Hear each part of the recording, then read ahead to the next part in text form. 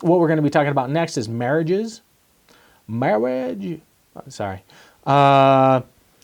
Marriages are found in every culture, but can vary widely as far as how they're approached. We have companionate marriages, and these are basically the marriages based off of love. And this is what we have primarily in the United States, where we go out and we find our sweetheart, and we fall in love, and we date, and then we end up getting married and have kids and buy a house and a dog or a cat, and we have the American dream, right? That's the American dream right there. That's companionate marriage. Then we have arranged marriages. And arranged marriages are basically organized by your family to another family. And you've got two compatible individuals. And you are basically forced into a marriage. And some people are going to respond like, oh my God, that's terrible. If we look at the numbers, and I don't have those numbers with me, but in general, arranged marriages are more successful than companionate marriages. Even like right now, companionate marriages, love marriages, 50% of them end in divorce. Where arranged marriages have a much higher rate of continuing to being married. And there's a different approach, is that the idea behind arranged marriages is that your families are better at picking out your mate, your companion, than you are. And some of you are probably freaking out like, oh my God, no, my mom would be terrible at fixing me up with somebody. And yeah, your mom probably would be, because we don't live in a society that does arranged marriages. If you do live in a society that does arranged marriages, you might be surprised. And this is why it ends up working, because oftentimes arranged marriages aren't necessarily about love, they're about alliance. It's about creating a social network between different families so that if a family falls onto bad times, they've got backup. They've got resources that they can draw upon. So, that being said, oftentimes those arranged marriages, you end up meeting your mate, and you eventually fall in love, and you create a very much a different type of bond with that mate. You end up having kids, and then you do the same thing over again. You find your kids an acceptable mate, and don't get me wrong, there are some issues here, right? And there are plenty of stories of where this doesn't work out. There are plenty of stories where it does work out. It all depends on the culture, and it all depends on the successfulness of that culture. And arranged marriages do work. They also fail, but they also do work. So, but we're also seeing a change in that too. A lot of times we'll see in even like modern day TV, where someone might be facing an arranged marriage, and they don't want to have an arranged marriage. They don't want it. And that's very much in an American trope, that because we believe in the individual and the individual's rights to love and to all of that, then we will look down upon arranged marriages, even though they are oftentimes much more successful. Because, I mean, let's be honest, when we're younger and we're dating and we fall in love, and we fall in love with the wrong person, and we all know who those wrong people are, it usually ends up in tragedy and tears. And yeah, arranged marriages don't usually end up that way. But we'll move on. So one of the issues that we have to face with globalization and marriage is that we are seeing a huge change. And this is coming from how resources are being gathered. So as we have seen sort of this this women's movement, right? Women gaining equality, right? If we go back into American culture 70 years ago, back to the 50s, and we look at what the average woman's role was in society, and that was to get married, have kids, and manage a household. That was what they were supposed to do. Go to church, and be a good wife, right? That was your obligation. And of course, this is just an example, and not the case for everyone. But that was sort of like the American dream. That's what people aspired to do in many cases, because they also didn't have any other opportunities. As opportunities started to grow, right, all of a sudden we have women that are now in the workplace and that are starting to make money for themselves. And all of a sudden they're like, this housewife bullshit is not cool, man. I'm out. And all of a sudden we started seeing the divorce rates, start to rise.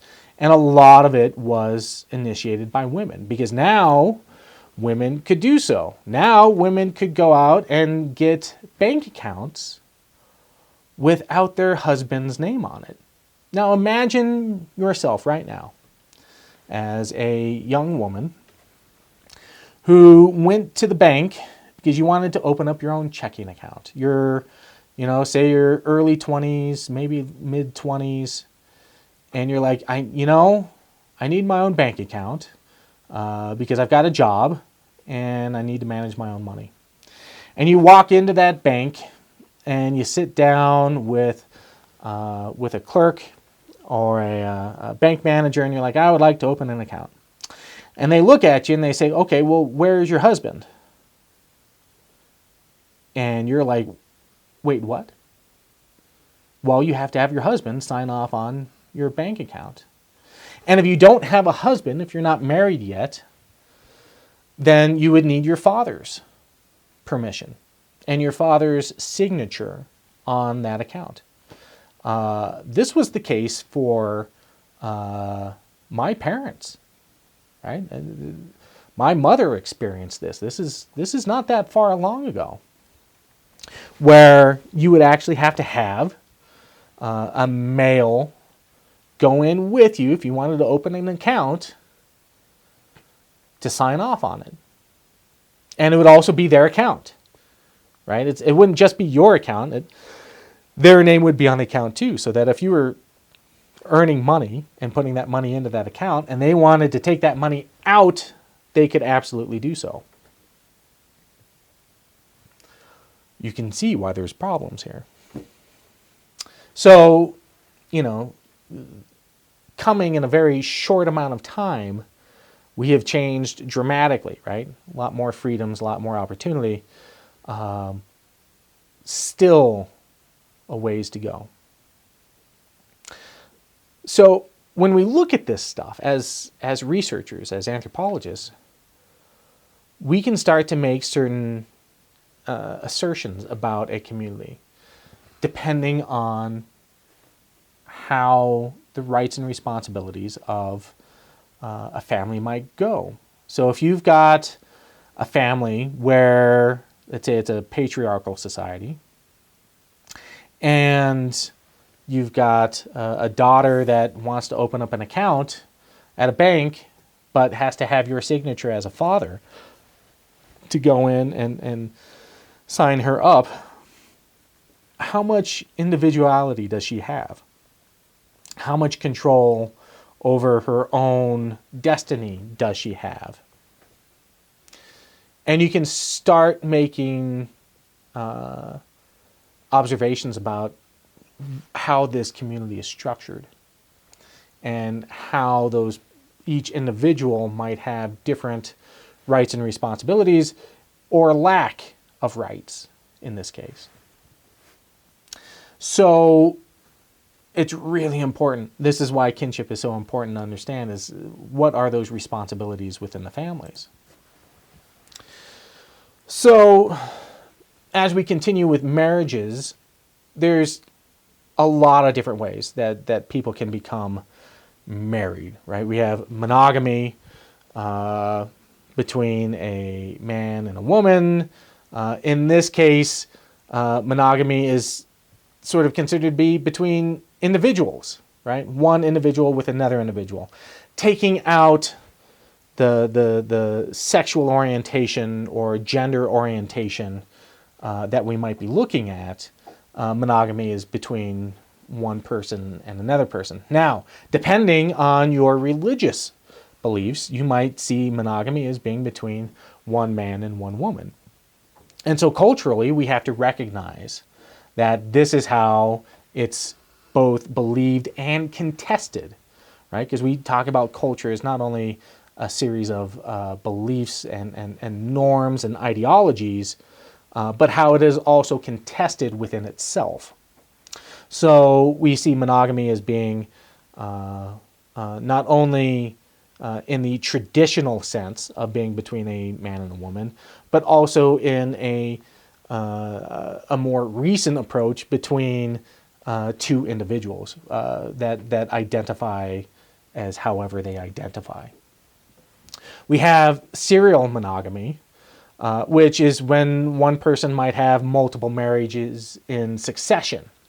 So you might get divorced, you might become widowed, there might be there's not going to be any number of reasons. There's going to be a few different reasons why you might have a new marriage.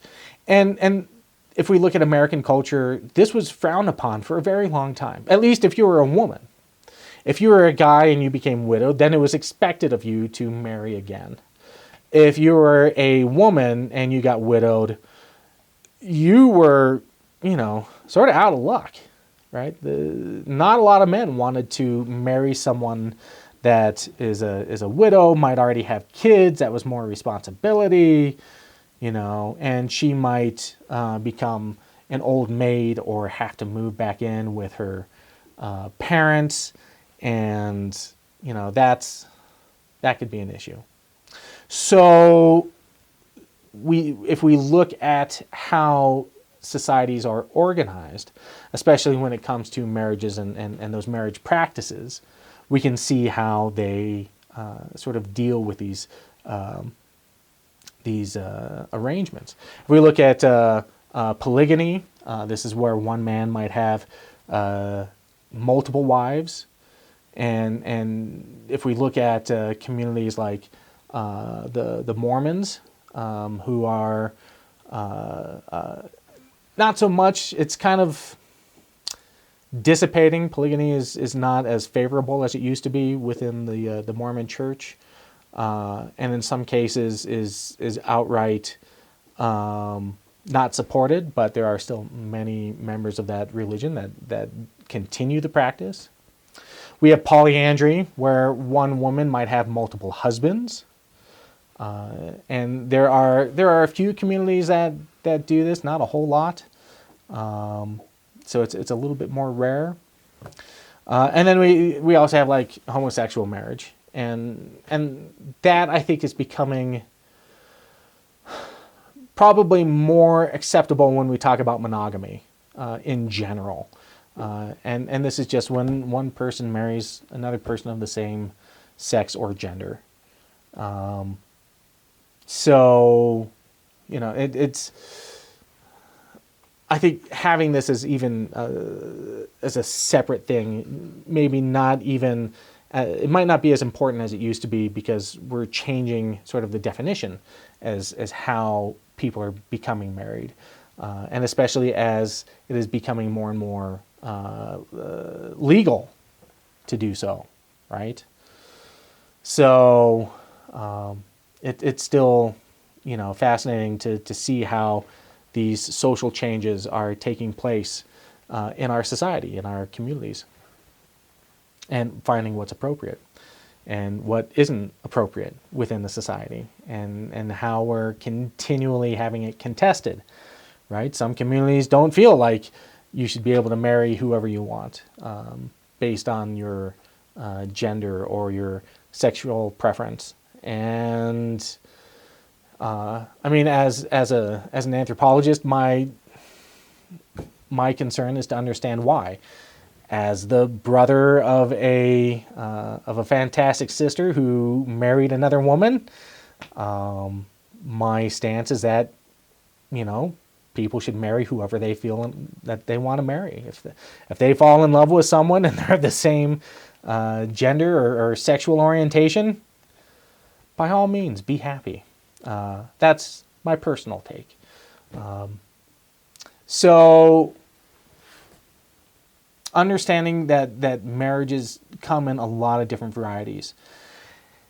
And again, understanding the rights and responsibilities, right? If we look at polygamy and look at, let's say you have one husband and multiple wives, what are those wives' responsibilities to the various children within that family? So if you've got 3 wives and each wife produces 1 or more children, what are their responsibilities? How is the relationship between the wives and the kids versus the kids and their mothers, right? So understanding how they're organized, understanding how these communities are organized can give us insight into, again, rights and responsibilities. Okay, so now we have incest taboos. Almost all cultures have some sort of a incest taboo about marrying within the family, right? So that's brother and sister, that's parent and child or grandparent and child. Usually not believe that it should be done, right? These are things that most societies agree upon, that this is behavior that's not appropriate. Marrying still within inside the family isn't all that uncommon. At least it didn't used to be. Marrying cousins has been done for a long time. Oftentimes it's because they're, well known, and there's also sort of political or even socioeconomic reasons to do so. Even within my own family, go back to my great-great-grandparents, they were first cousins. All the women had the weirdy eye. I don't know if that was from that or from something else. There are also, if we talk about the genetic issues, most families that marry like a first cousin or something like that don't really have any genetic issues. The likelihood of there being any sort of genetic abnormality is going to be fairly slim. When you start seeing that kind of stuff is when you have multiple generations of marrying within the family and you start to see abnormalities, right? These are genetic abnormalities that pop out, and you get deformations and all kinds of some pretty terrible stuff that can happen to the kids, and also to the mental stability. We see this happening in certain communities, and the reason why they happen in certain communities, it's usually to maintain control.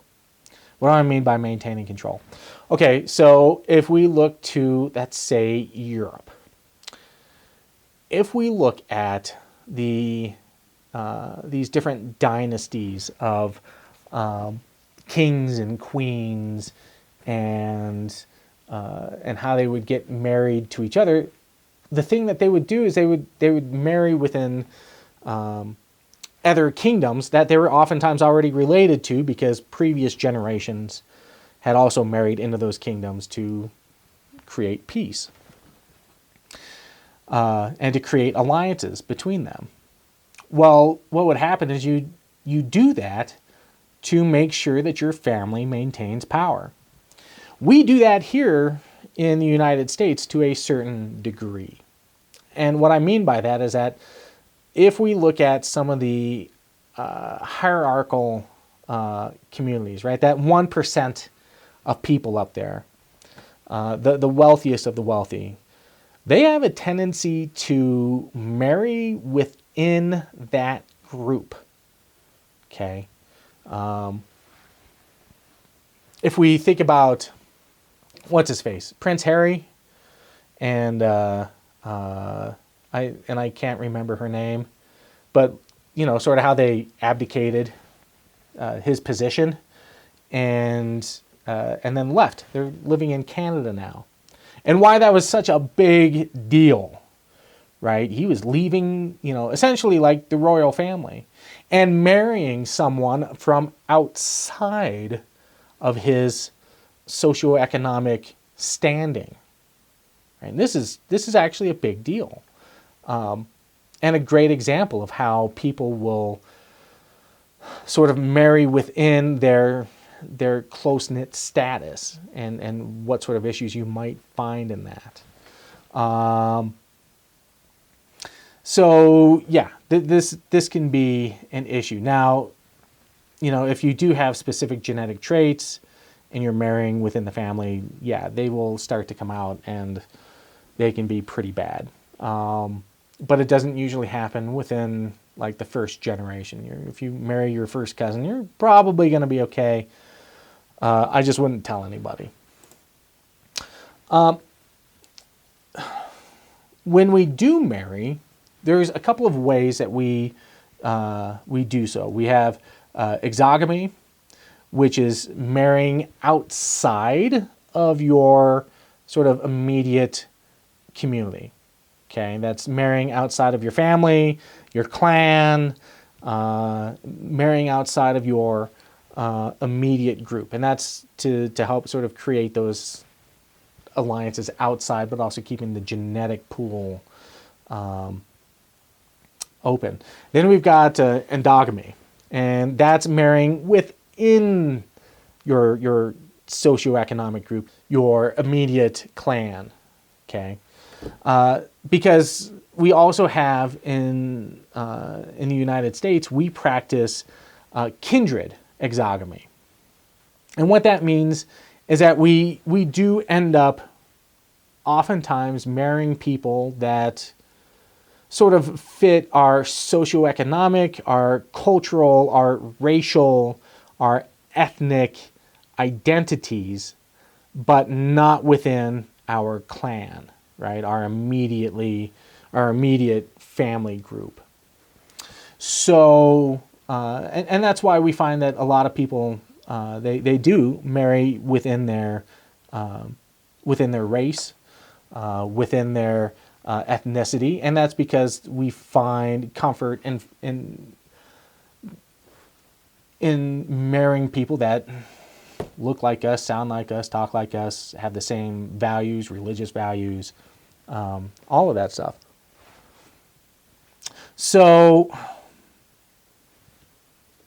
and that's not to say, of course, that we don't jump out of that. In fact, we do fairly often, much more so now, because it's no longer illegal, right? You can marry outside of your race, you can marry outside of your religion. You can marry whoever you want to marry, and that's fantastic. That's the way that personally I think it should be. But there were consequences if we didn't do this before, and there's plenty of cases that if we go back again to the 50s and 60s, and even today we still find issues of like interracial marriage or interreligious marriages, where there can be a lot of conflict between the families based on ideological differences. So, in fact, this happened again even to my family. My grandfather married his second wife, and a serial monogamist. Married his second wife out of three, and she came from a very, very strict Mormon family, and her family did not agree with his Lutheran background and his Lutheran beliefs, and he was, not a very religious individual. And because of that, because of the external pressure coming in from the family, their marriage fell apart. And so it became too much of a struggle for everyone, and they decided to part ways. So even now, in recent decades, that this kind of thing can still be a major issue within communities. That even if you wanted to marry outside of your ethnicity or your race or religious identity, there are still differences there. And sometimes those are difficult things to get past, even if it's not immediately your issue, right? You might not have an issue with that, but your families might, or your friends might. And that can put external pressure.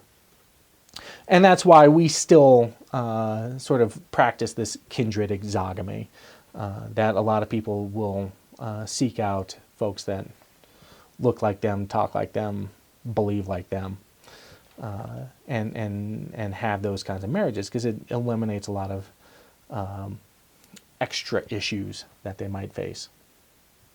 Whether or not those extra issues are justifiable, which they aren't. Anyway, so we've got these two types of marriages that we can practice. Okay, so we're going to have our an exercise. This will be posted online as multiple questions, and we'll sort of talk about this here in a minute as well. But I would like you to put up some of your ideas in this discussion that we'll be posting. Where else do we find kinship? Okay, we've been talking about family, right, primarily. Direct relationships, direct blood relationships. But kinship isn't just about that blood relationship, that family relationship. It's outside of there too. So where else do we find kinship? And then what about modern social clans? Modern social clans. So where do we find solidarity amongst other people that share goals or ideologies, expectations, experiences? Where might we find groups like this in today's communities, in today's life?